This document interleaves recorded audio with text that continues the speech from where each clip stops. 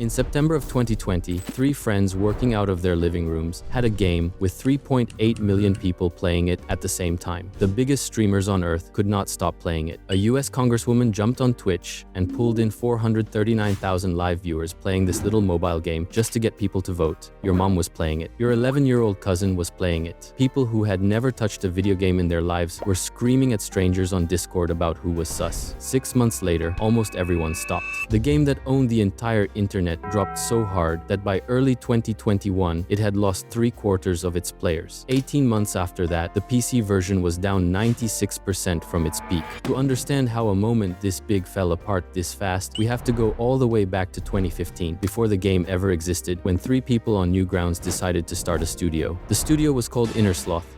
3 people. Marcus Bromender handled the art and the design. Forrest Willard did the programming and the business stuff. And Amy Liu did pretty much everything else, including the merch and most of the artwork the other 2 never got to. They had grown up making little flash games on Newgrounds, that old animation site where every weird internet thing in the late 2000s started. The studio was based in Redmond, Washington, same town as Microsoft. They had no investors, no big publisher, and no real budget. What they had was a half-finished project called the Henry Stickmin Collection and a side idea Marcus could not stop thinking about. He wanted to build a digital version of the party game Mafia, the one where everyone sits in a circle, one person is secretly a killer, and the rest of the group has to figure out who. Marcus thought it could work as a multiplayer game on phones, so he paused his own work on Henry Stickmin and started building the first map himself, while Forrest handled the programming side. That decision would become the most important one any of them ever made. They just had no way of knowing it yet. The game came out on June 15th, 2018, on iOS and Android. They called it Among Us. Marcus had built the first map already, a spaceship called the Skeld, with little astronauts running around doing tasks, while one of them tried to murder the others. Forrest handled the netcode. Amy did the art polish and the marketing. They put it out into the world, and then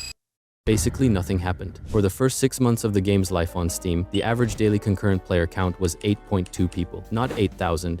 8 humans. The whole game on PC had fewer players than your average elementary school recess. Mobile was a little better, but only a little. Across the whole game, you were looking at maybe 30 or 50 people online at the same time on a good day. A lot of studios would have killed it right there, but Inner Sloth had this stubborn thing about them. They kept updating it anyway. They added a second map called Myra HQ in August of 2019, set on a sky base above the planet. A few months later, in November, they added a third map called Polis, a research base on a purple alien rock. Each new map brought in a couple hundred more players. By 2019, the game had hit 1 million downloads, mostly on mobile. Forrest tweeted that it could finally pay rent. They considered it a success.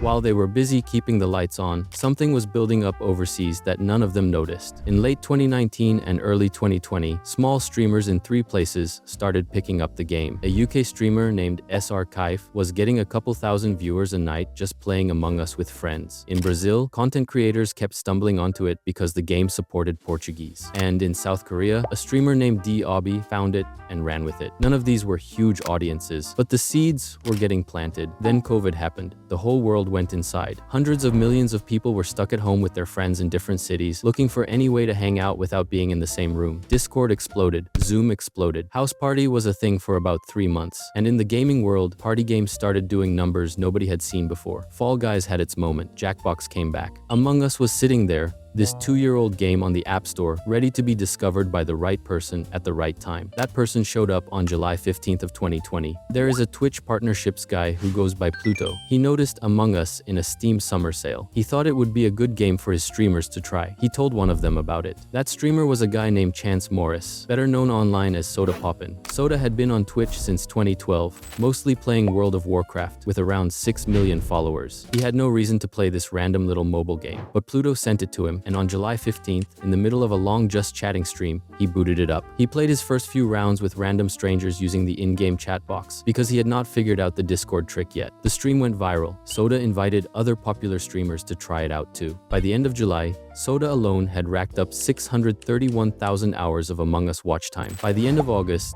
the game had over 100,000 average concurrent viewers on Twitch. By September, it was the #1 game on the platform. The downloads were even crazier. On September 3rd, Among Among Us had 10 million downloads on Google Play. By September 8th, 50 million. By September 21st, over 100 million. The game had been around for 2 years, averaging 8 players a day. Then in 3 months, it went to nearly 4 million people playing at the same time across mobile and PC. Then in October, AOC went live on Twitch playing Among Us with Pokimane and Hassan to tell people to vote.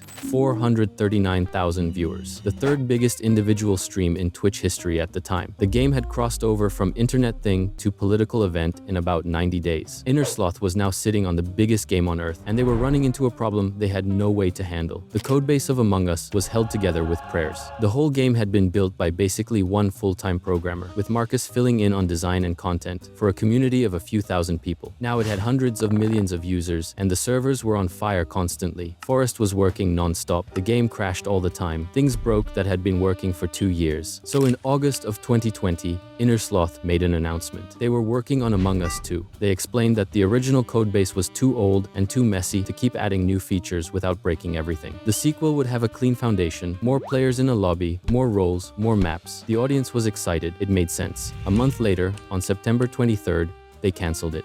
Their reasoning sounded reasonable at the time. They said since so many people were already playing the original, splitting the player base by making a sequel would be unfair. So they would take all the new content they had planned for the sequel and put it into Among Us 1 instead. The community celebrated. Less waiting, more updates. Same game, everyone was already playing. This was the moment things started going wrong. They just did not know it yet. Killing Among Us 2 to focus on Among Us 1 sounded like a win, but it created a trap. Now Inner Sloth had to add years of new content to a code base they had already admitted was not built for it. Every patch broke something else. The team was 3 people, then 4, then 5. They were nowhere near big enough to fix the foundation while keeping the building standing. Then the hackers showed up. In late October of 2020, a YouTuber going by Eris Loris figured out the game had almost no anti-cheat protection. He wrote a script that would join public lobbies, spam every player with a message telling them to subscribe to his YouTube channel and vote for Trump. Then disconnect everyone in the room. He hit thousands of lobbies in a single afternoon. People could not get through a clean game. They could not even finish a match. Inner Sloth had to push out an emergency server update and tell players to stop joining public games unless they trusted everyone in the lobby. The fix worked, but copycats showed up almost immediately. The damage was done. Meanwhile, the community was waiting for that promised content from the cancelled sequel. At the Game Awards in December of 2020, Inner Sloth showed off a new map called The Airship, set on the flying base from Henry Stickmin. They said it would come early in 2021. It came out in March, 3 months later than promised. When it dropped, the response was mixed at best. Streamers played it for a couple of days and went back to the Skeld. The map that was supposed to revive the game ended up doing the opposite. Viewers had been waiting 6 months for new content and got something they bounced off of in a week. While Inner Sloth fell behind, the modding community pulled ahead. Modders added proximity voice chat, where you could only hear other players if you were near them on the map.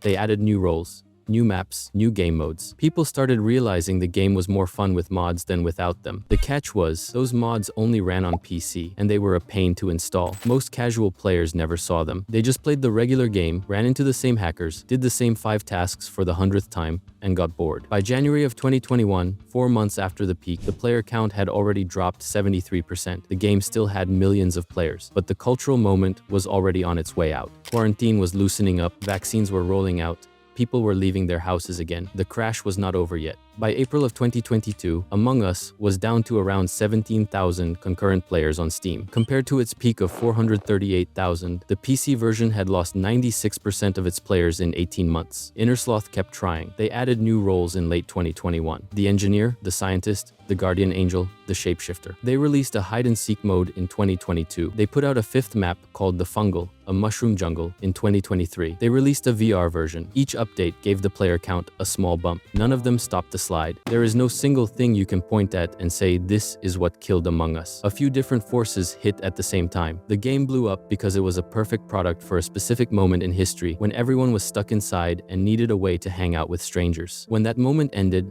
A lot of those players were never going to stick around forever. But the speed of the decline got worse because of choices Inner Sloth made. They canceled the sequel that would have given them a clean codebase. They scaled their team way too slow for the audience they had. The airship took too long and missed the mark. Hackers ran around free for months. Modders made better content for free, and at some point the conversations moved on. New games came out, new memes took over. The orange sus jokes stopped being everywhere. If you played Among Us in the fall of 2020, you remember how it felt. Discord was open, 6 of your friends were on the call. Somebody was yelling that yellow vented. Somebody else was whispering they had a visual on white doing tasks in medbay. The whole world was inside, scared and lonely. And for some reason, a free mobile game about cartoon astronauts murdering each other was holding everyone together. People who had not talked to their college friends in 5 years were getting back on group chats just to play another round. Among Us never really failed. The moment around it just ended. The game is still alive. About 2.5 million people still play it every day across mobile, PC, and console. The studio used Among Us money to start a publishing label called Inner Sloth in 2024 to fund other indie devs. Marcus, Forrest, and Amy still run Inner Sloth. The team is bigger now. They are still updating the game. Sometimes, a thing just shows up at the right moment, and the world holds onto it for a little while. Then the moment passes, and the rest of life starts up again, and the game goes back to being a game. The people who were there will remember it. The people who were not will see clips and not understand what the big deal was. That is just how it goes. The crewmates went back to the spaceship. The imposters disappeared into the vents. The lights came back on, and we all logged off.